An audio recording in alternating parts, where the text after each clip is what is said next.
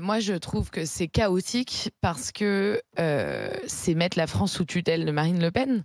Parce que pour un calcul qui est très simple, c'est un Premier ministre de centre droit, s'il se fait censurer par le NFP et le RN, il tombe. Alors qu'un Premier ministre de centre gauche, s'il se fait censurer par la France Insoumise, LR et le RN, il tombe pas. Donc la question, c'est pas est-ce que Michel Barnier en tant que tel est un bon choix? Parce que d'ailleurs, je vais vous dire, parce que moi je suis pas sectaire. D'ailleurs, j'ai adoré Michel Barnier qui a cité sa propre mère, qui a dit ne sois jamais sectaire. Quand on est sectaire, c'est qu'on n'est pas sûr de ses idées. J'ai adoré cette phrase qui vient de la maman de Michel Barnier, que je partage. En n'étant pas sectaire, j'ai adoré deux choses dans son discours hier. La première, c'est qu'il commence par saluer l'économie sociale et solidaire, les bénévoles, les associatifs de ce pays. Je suis tout à fait alignée sur cette ligne politique. Moi, l'économie sociale et solidaire, c'est mon premier engagement. Et je trouve ça vraiment chouette qu'un Premier ministre les valorise en premier, quoi, que ce soit, voilà. Et la deuxième chose, c'est qu'il a parlé de dette économique et de dette écologique, contrairement au mensonge qu'a dit Manuel Bompard chez Apolline ce matin en disant il n'a pas parlé d'écologie. C'est pas vrai, il a dit en plus la dette écologique, ce qui pour moi est plus engagé que ce que dit Emmanuel Macron. Il a aussi quand même un bilan en matière d'écologie. La loi Barnier, c'est lui qui a mis en place le principe de précaution et le premier fonds bio. Et le fonds Barnier aussi. Voilà, premier fonds bio en 2008. On ne peut pas lui reprocher de ne pas avoir un vrai engagement. Là-dessus, en plus, à droite, c'était pas toujours évident d'être écolo. Voilà, donc je demande à voir à ce niveau-là. Enfin voilà, là, c'est que des paroles, donc on verra les actes. Mais en tout cas, oui, c'est vrai qu'il a un bilan en matière d'écologie et que pour moi, valoriser les associations, c'est bien. Donc je vous parle même pas du profil parce que moi, je suis pas sectaire, donc je suis prête à attendre et voir. Enfin, moi, tout me va tant que ça va dans l'intérêt de ce que je crois être bon pour le pays. Par contre, je suis vraiment, vraiment, vraiment en colère. Parce que déjà, cette dissolution n'a servi à rien, d'une part, et parce que, en fait, idéologiquement, je suis d'accord que Barnier-Attal, c'est pas le même style, c'est pas la même méthode, mais idéologiquement, c'est à 4% près la même chose. Donc voilà, soit on veut une rupture, soit on n'en veut pas. Donc cette dissolution nous montrait qu'on voulait une rupture, on l'a pas eu. Et vraiment, je suis désolée, mettre la France sous tutelle de Marine Le Pen plutôt que sous tutelle du Parti Socialiste, ça paraît tout à fait irresponsable. Plutôt que sous tutelle de Bompard, tu préfères quoi? Non, parce que Cazeneuve, il aurait été censuré par Bompard. Mourad vient de dire c'est Attal 40 ans avec 40 ans de plus, oui. Pas vraiment, mais pourquoi? Je pense qu'il n'y a pas de différence. Je pense que le président a fait un choix par défaut, même si on dit qu'en 2017 il faisait partie de ses choix. Alors moi, je suis très surpris. Je vous écoute. Il n'y a pas quelque chose qui vous dérange quand même? J'étais en vacances, j'écoutais Bruno Retailleau.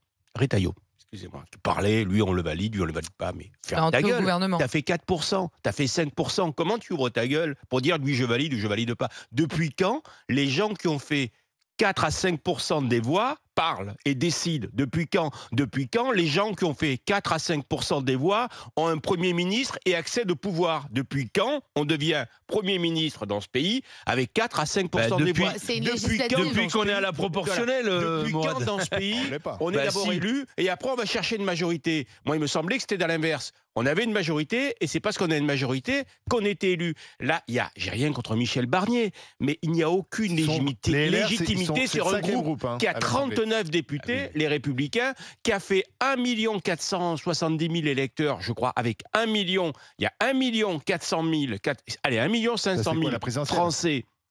Non, aux législatives. Il y a 1 500 000 Français qui ont voté pour les Républicains. Il y a 1 500 000 le second tour, qui ont voté pour les Républicains. Pour les Républicains, et les types se retrouvent au pouvoir. Moi, ça me dérange. À la rigueur, et ça me peine de le dire, je trouve que Jordan Bardella serait plus légitime comme Premier ministre, ou alors Jean-Luc Mélenchon, si on respecte le choix et les voix des Français. Parce que là-bas, t'aurais nommé un des deux, toi, Mourad. Aujourd'hui, les Français, ils ont voté pour quoi, les Français? Quel est le résultat des élections législatives? Ils ont voté un coup ni l'un, un coup ni l'autre. Ils ont surtout dit, au premier tour, ils ont dit on veut plus de Macron, et au deuxième tour, ils ont dit tout sauf le Front National, tout sauf le Rassemblement National, d'accord. Bon, c'est ce qui est. Parce qu'ils n'avaient pas le choix de faire autrement non plus. Macron, ça a été de dire on va faire en sorte que le Rassemblement national n'ait pas une majorité absolue au second tour et une majorité relative. Et dans ce cas-là, je pourrais m'associer, enfin, je trouverai toujours un deal avec la gauche, puisqu'ils préféreront un Premier ministre Renaissance ou un truc tranquille pour contrer l'arrivée au pouvoir du Front National. On se retrouve aujourd'hui on a voté aux législatives, on part de la Startup Nation et on se retrouve avec quasiment avec un ancien ministre d'Édouard Balladur.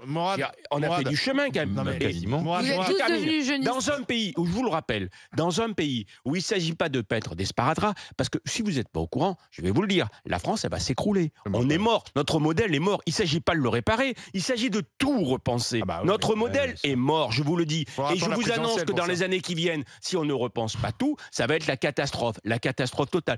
Attendez-vous à payer des impôts de folie. On est sous tutelle de l'Europe. Grâce à Michel Barnier, c'est la merde. Il ne faut plus mettre des sparadraps, il faut repenser parce que notre modèle ne marche pas, rien ne marche. Alors, on a élu quelqu'un d'une génération qui fait qu'on est les champions des déficits, les services publics ne marchent plus rien ne marche dans ce pays et on reste avec la même logique et le même logiciel. Ça ne pourra pas marcher. On va passer par le 32-16. Écoutez Jean-Pierre qui est gérant d'entreprise. Bonjour Jean-Pierre.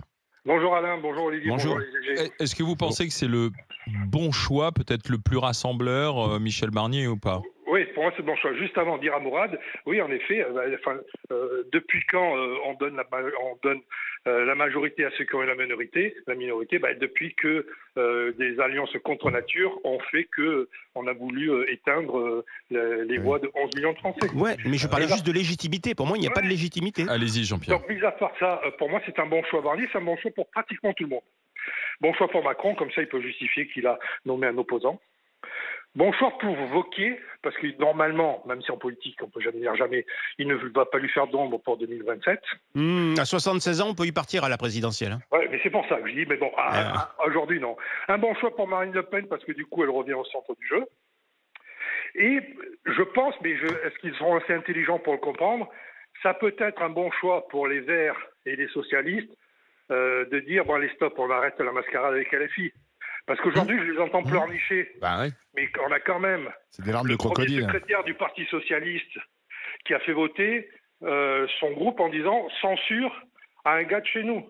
Donc aujourd'hui, ne venez pas pleurer. Ils ont très mal géré la situation. Hein. Voilà. Et donc aujourd'hui, ils n'ont plus qu'à pleurer. Donc, et enfin, je pense, mais pour tous, c'est un bon choix parce qu'on va, avec les députés que l'on a aujourd'hui, quand je vois encore il y a quelques jours, on va passer d'un député qui dit à une autre députée parce qu'elle lui frôle le bras touche-moi pas toi, à quelqu'un qui a su négocier avec des groupes d'extrême droite anglais pour le Brexit, etc.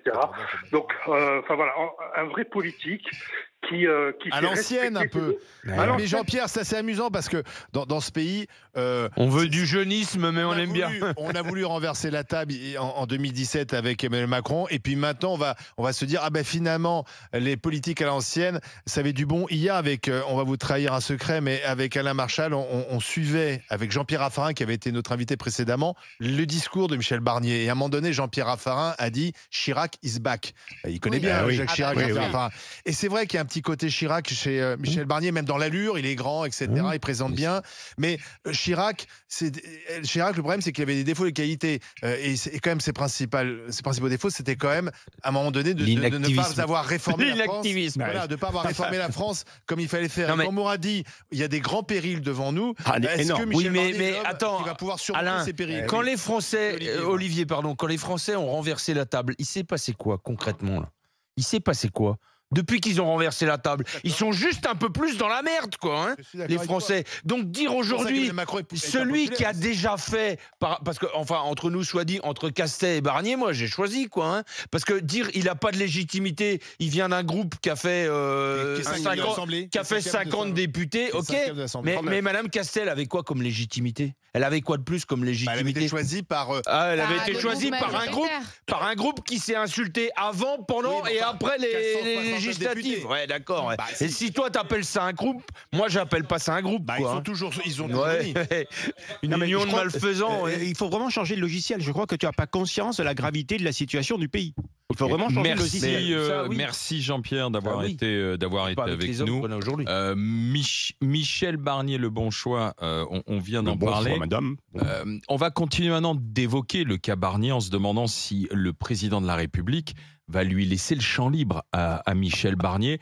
Avant de se retrouver au 32-16, je voulais présenter mes excuses aux habitants de Sens, que j'ai appelé les Sensois. Ce ne sont pas les Sensois. Bien. C'est les Sansonnais. Ce sont les Sénonais, les Sénonaises. Il semblait qu'il y avait un truc qui allait pas. Donc, 1000 excuses, c'est corrigé, amis Sénonais. On lui mettra 10 coups de fouet. N'oubliez pas pendant la de toute coupure façon pub. que vous êtes les bienvenus et que vous Sur nous RMC. écoutez sur le 107.2 FM. C'est notre nouvelle fréquence. À tout de suite avec les grandes gueules.